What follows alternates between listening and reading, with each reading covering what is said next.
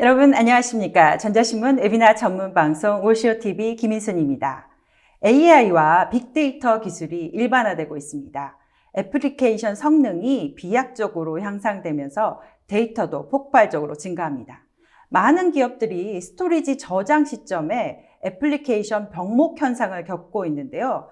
이런 문제 발생 시 어디서 장애가 생겼는지 점점 파악하기가 어렵습니다.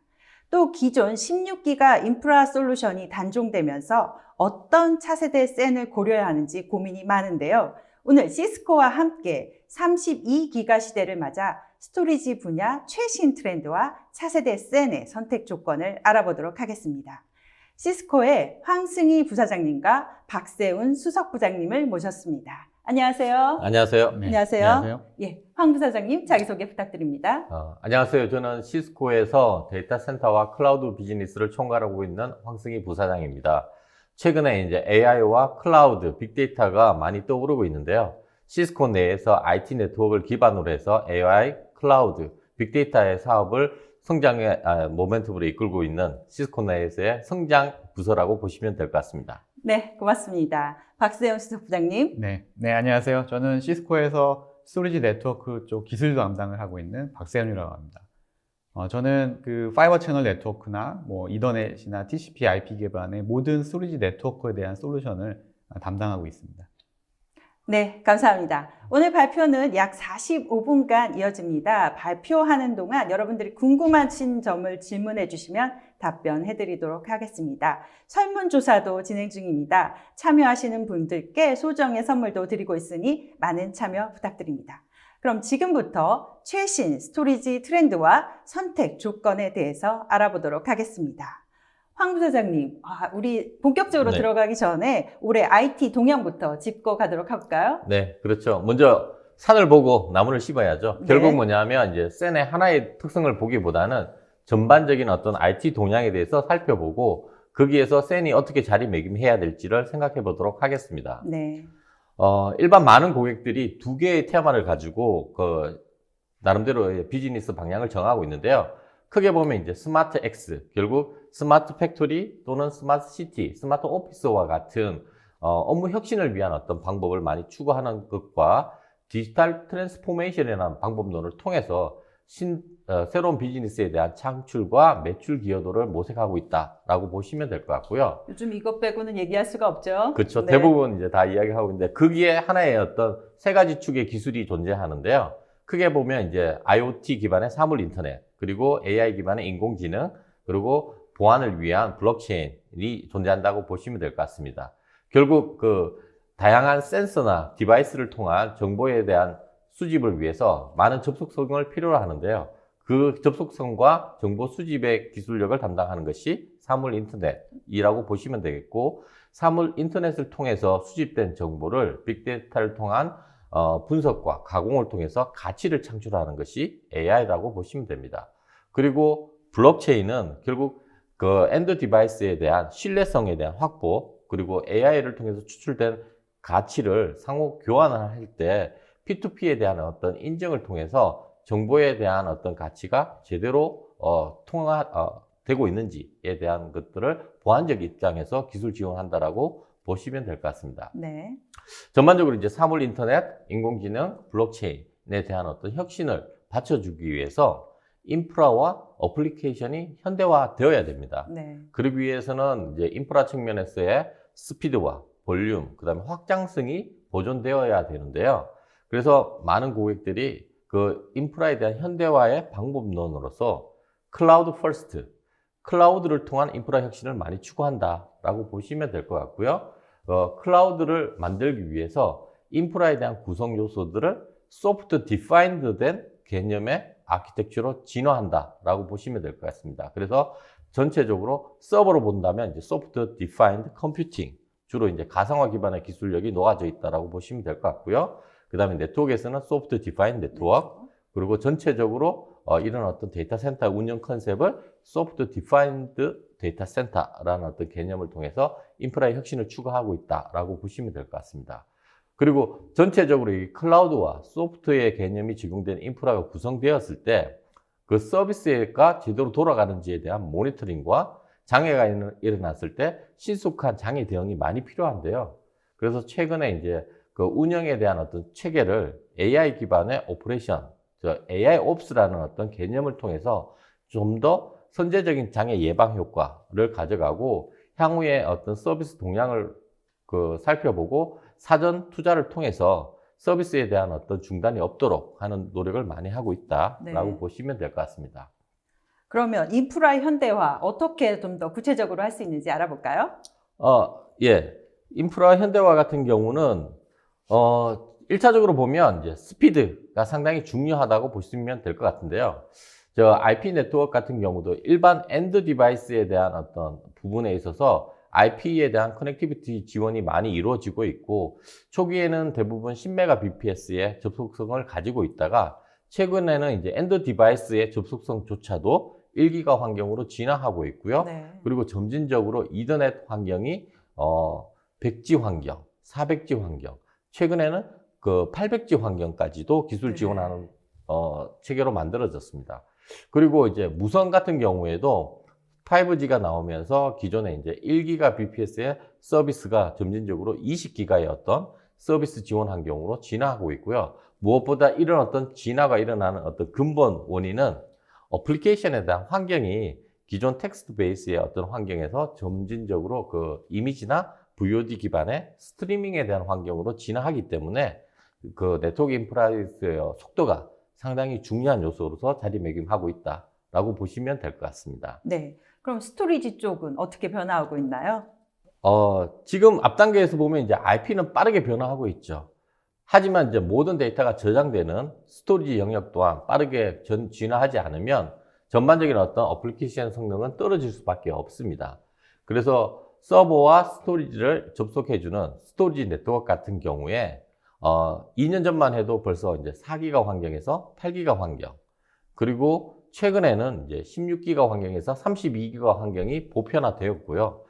올해 중순경에는 약 한 64기가 환경으로 고성능 서비스 환경으로 진화할 예정이고, 미디어 같은 경우에도 대부분 이제 하드디스크에서 점진적으로 메모리 기반의 SSD나 플래시 스토리지 환경으로 응답에 대한 시간을 미리세컨드 단위의 어떤 시간으로 진화하는 빠른 성능에 대한 디바이스로 진화하고 있다. 최근에는 이제 그 미디어에 대한 인터페이스조차도 6기가에서 12기가를 지원하는 SAS나 이런 모델에서 NVMe를 통해서 미디어의 인터페이스가 32기가 환경까지 빠르게 진화하고 있다고 보시면 될 것 같습니다.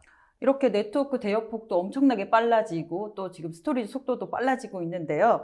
이랬을 때 IT 다운타임이 일어나면 정말 영향이 엄청날 것 같은데 이런 일은 있으면 안 되겠죠? 어떻게 대처해야 될까요? 상당히 심각하죠. 네. 장애가 일어난다면 고객뿐만 아니라 저희와 같은 벤더들도 상당히 어려운 시간을 겪고 있습니다.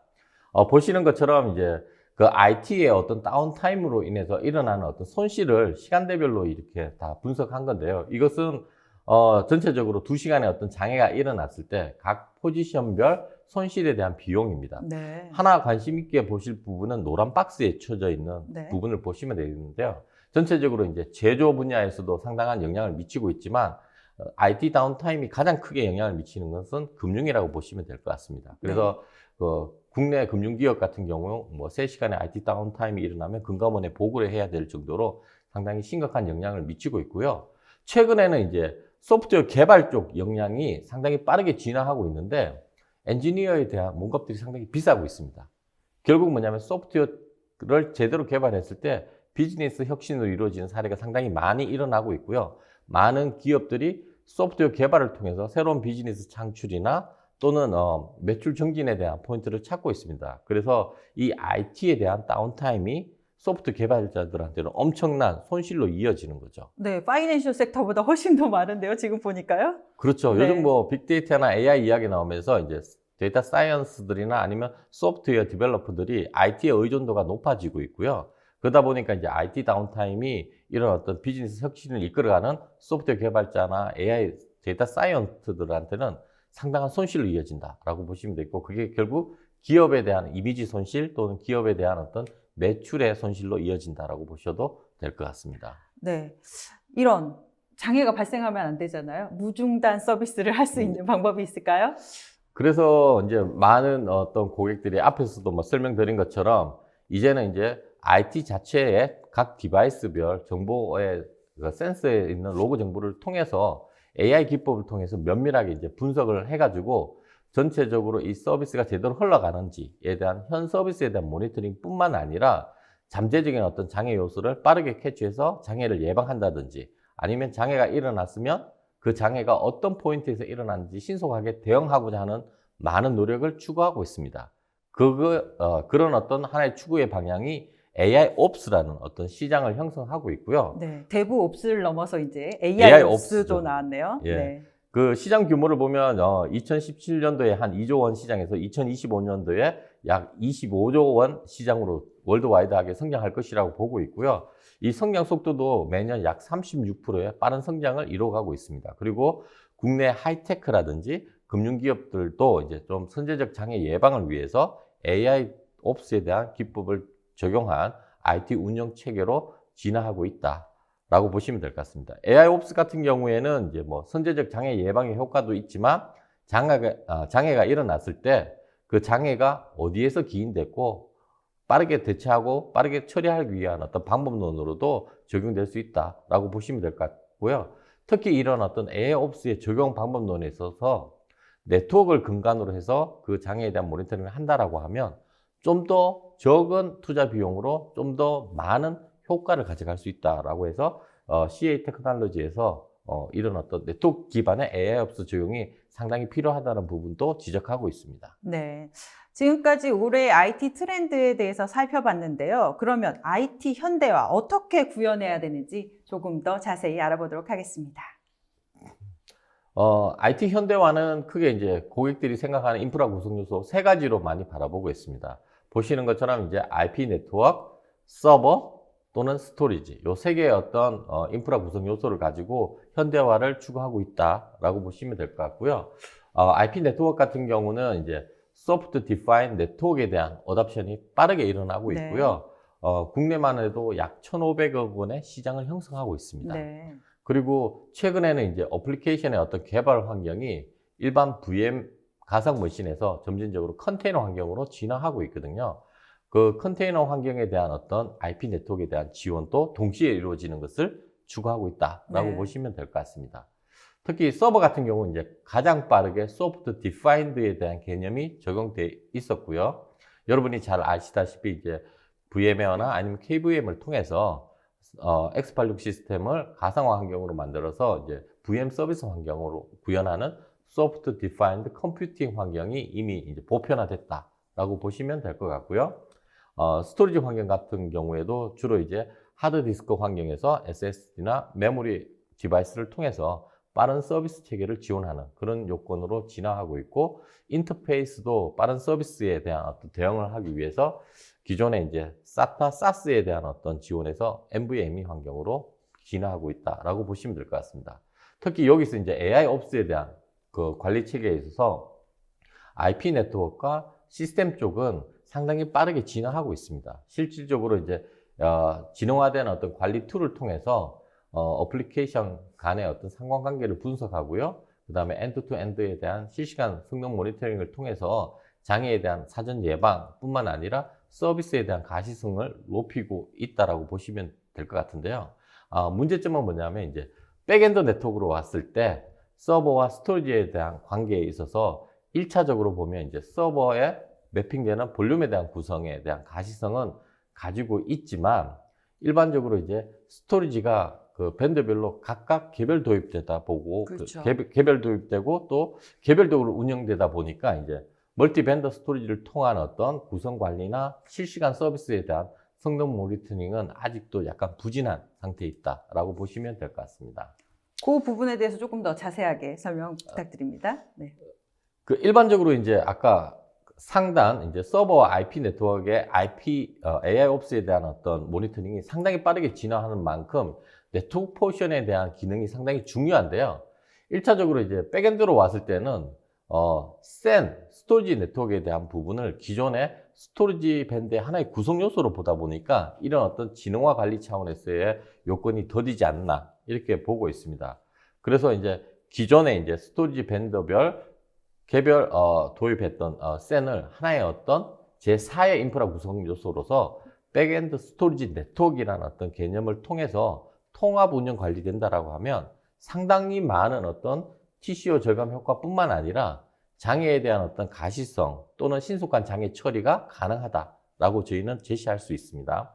그래서 이제 기존 개별 스토리지 밴드에 종속적으로 도입되는 것을 하나의 통합된 어떤 네트워크 개념으로 스토리지를 구현한다라고 하면 보시는 것처럼 이제 스토리지별 개별 투자 대비 통합 구성을 통해서 센 자체에 대한 어떤 투자 비용도 절감할 뿐만 아니라 스토리지 밴드 간의 어떤 이해관계가 있지만 스토리지 A에 대한 어떤 잉여 자원이 남아있다라고 하면 다른 쪽 시스템에서 그 해당 스토리지에 대한 볼륨을 활용해서 스토리지에 대한 투자 비용 절감도 가져갈 수 있고요.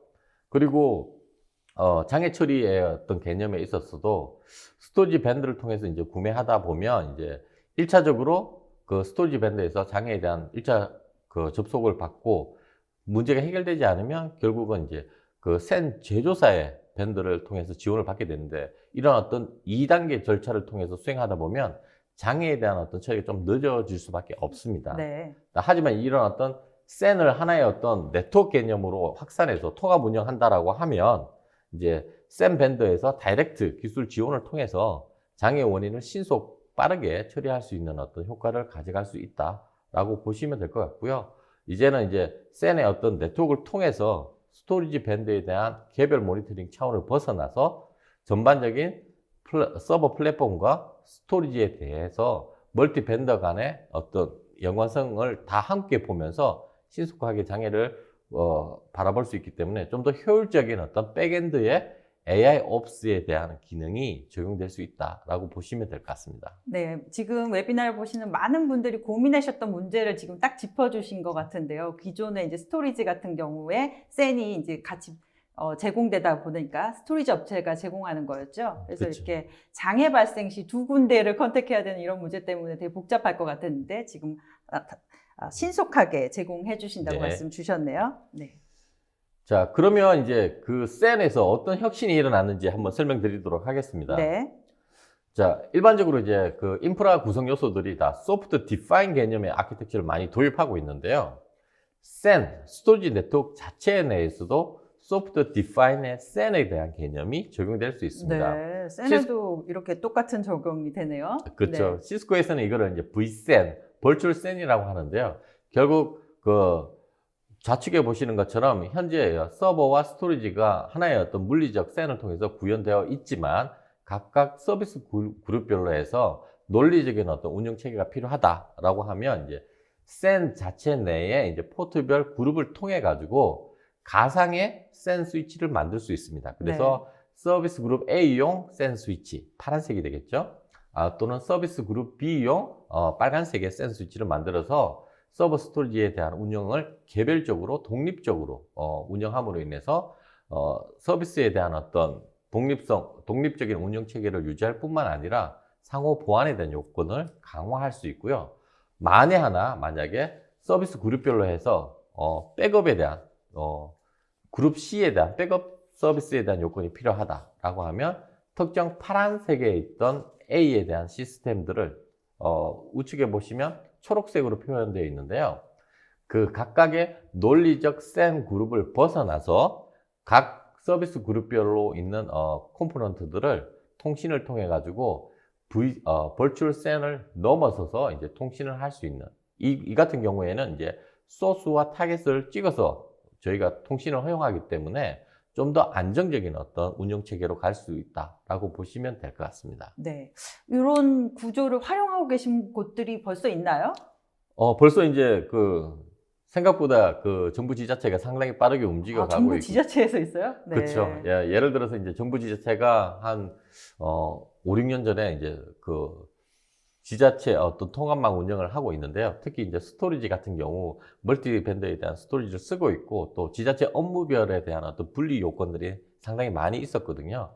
보시는 것처럼 이제 저희 시스코 센 스위치를 통해서 이 가상의 소프트 디파인 센에 대한 개념과 버추얼 센에 대한 어떤 라우팅 개념을 적용해서 전국 지자체 256개의 각각 독립된 운영 체계를 통해서 안정적으로 현재 운영하고 있습니다. 네. 그리고 이렇게 센 스위치를 사용하다 보면은 약간 그 장애가 지연이라고 할까요? 이런 것들이 발생한다는 이렇게 얘기들을 하고 있는데 이것에 대한 해결책 또 제시하고 있나요? 일반적으로 이제 센이 이제 서버 스토리지에 대한 하나의 센터에서 운영하는 경우는 그 레이턴시가 거의 마이크로 세컨드이기 때문에 전체 어플리케이션 성능에 영향을 주지는 않습니다. 네. 하지만 이제 금융사라든지 아니면 하이테크 같은 경우에 데이터에 대한 어떤 안정성이 많이 필요한 경우에 재복구 환경을 많이 구성하거든요. 네. 그러다 보면 이제 하나의 특정 어플리케이션에 대한 IO가 주 센터에서 약 100km, 200km 떨어진 뒤에 백업 센터까지 가서 전반적인 서비스가 마무리됨으로 인해 가지고 DR을 구성하기 이전에 대부분 한 2ms 이하의 어떤 서비스가 마무리되었다라고 하면 재복구 환경에서 운영되면 이게 거리적 이슈 때문에 약 한 4ms 늘어납니다. 네. 그러다 보면 전반적으로 이제 데이터에 대한 가용성을 위해서 DR을 구현했지만 서비스 성능 측면에서는 약 한 20-30%에 대한 성능 저하가 일어나는 거죠. 하지만 이제 금융사 같은 경우 트랜잭션이 많이 일어나면 이게 상당히 민감한 요건입니다. 그렇죠. 그래서 이제 저희 시스코 센에서는 네트워크에 쓰는 어떤 웬 가속 기능을 통해 가지고 IO를 로컬 센터에서 자체 처리하고 추후에 어플리케이션에 대한 부분을 안정적으로 전송되었다는 걸 확신함으로 인해서 IO 가속 기능을 쓴다라고 하면 이제 기존 어떤 거리에 상관없이 보시는 것처럼 이제 120km DR 구성을 하시는 경우에 약 한 20에서 27% 정도 어플리케이션 성능을 좀 빠르게 운영하실 수 있고요. 200km 같은 경우는 약 한 30에서 35% 정도 성능 개선을 볼 수 있습니다. 이거를 이제 오라클에 대한 트랜잭션 뷰로 본다라고 하면 네. 이런 IO 가속 기능을 센에 적용하면 전체적으로 오라클에 대한 트랜잭션을 약 한 10% 정도 더 많이 운영할 수 있는 퍼포먼스 환경을 구현할 수 있다. 지연을 걱정할 필요가 없네요. 훨씬 더 빨라지네요. 네. 그 두 마리 토끼를 잡는 거죠. 네. 결국 뭐냐면 이제 데이터에 대한 가용성과 성능을 한꺼번에 추구할 수 있다라고 보시면 될 것 같습니다. 네. 계속해서 설명해 주시죠. 예. 마지막으로 이제 아까 그 AI 옵스에 대한 기능이 주로 이제 네트워크에서 적용되었을 때 전반적인 어떤 운영 환경을 25% 정도 개선할 수 있다는 CA 테크놀로지 보고서가 있듯이 프론트단은 이제 IP 네트워크를 통해서 이런 AI 옵스가 구현이 되는 경우가 종종 있고요. 하지만 이제 백엔드 같은 경우, 특히 서버 스토리지 환경에서 어플리케이션 성능이 떨어지면 이 성능이 떨어진 원인이 어디에 있는지에 대한 부분에서 원인 분석이 상당히 어려운 점을 많이 경험을 해봤습니다. 이게 어플리케이션에 대한 어떤 드라이브의 문제인지 아니면 서버에 대한 자원의 문제인지 또는 스토리지에 대한 볼륨 구성의 문제인지 이런 것들이 상당히 복합하게 이루어지다 보니까 서로 핑퐁지는 경우가 되게 많았고 빠르게 원인 분석이 되지 않은 경우가 많았습니다. 네. 그래서 이제 백엔드에 대한 스토리지 개념을 하나의 통합 네트워크로 구현하고 여기에 센 애널리틱 기법을 통해 가지고 전체적으로 그 백엔드 IO에 대해서 하나하나 면밀히 이제 저희가 비저빌리티를 가지고 모니터링 할 수 있는 기법을 적용을 했습니다. 그런 경우에 이제 서버에 대한 어떤 부분에서의 볼륨의 문제인지 아니면 어플리케이션에 대한 드라이브 문제인지 아니면 서버에 대한 자원에 대한 문제인 건지 이런 것들을 이제 센을 통해서 보다 객관적인 입장에서 어플리케이션에 대한 성능 저하가 어디에서 일어났고 그것을 빠르게 대응할 수 있는 방향성을 저희가 제시할 수 있었다라고 보시면 될 것 같습니다. IT 관리자들이 정말 필요로 한 내용을 짚어주셨는데요. 네. 지금까지 IT 트렌드와 IT 현대화에 대해서 알아봤습니다. 네, 또 이런 질문도 할 수 있거든요. 네. 만약에 이제 대부분 기존의 어떤 구매 방식들이 이제 센을 스토리지 구성 요건으로 이렇게 바라보다 보니까 그 구매를 이제 스토리지 밴드를 통해서 구매를 하게 되면 앞에 설명드린 것처럼 이제 그 특정 서비스에 대한 장애가 일어나면 센에 대한 어떤 부분도 장애가 일어날 수 있겠죠. 네. 그러다 보면 이제 1차적인 어떤 컨택을 스토리지 엔지니어를 통해서 1차적으로 먼저 보고 아무래도 이제 스토리지 엔지니어는 센에 대한 경험력이라는 게 부족하다 보니까 2차적인 어떤 기술 지원을 센 제조사에 또 컨택하는 경우가 있습니다.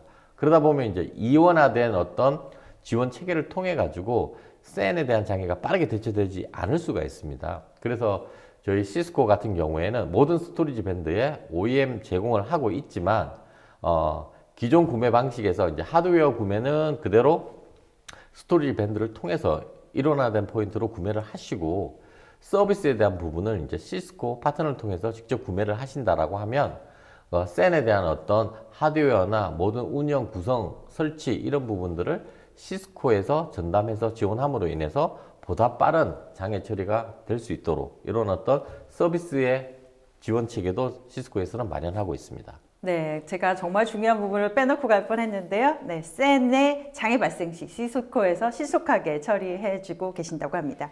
지금까지 IT 트렌드와 IT 현대화에 대해서 알아봤는데요. 지금부터는 시스코가 제시하는 차세대 SAN의 조건은 어떤 것인지 알아보도록 하겠습니다.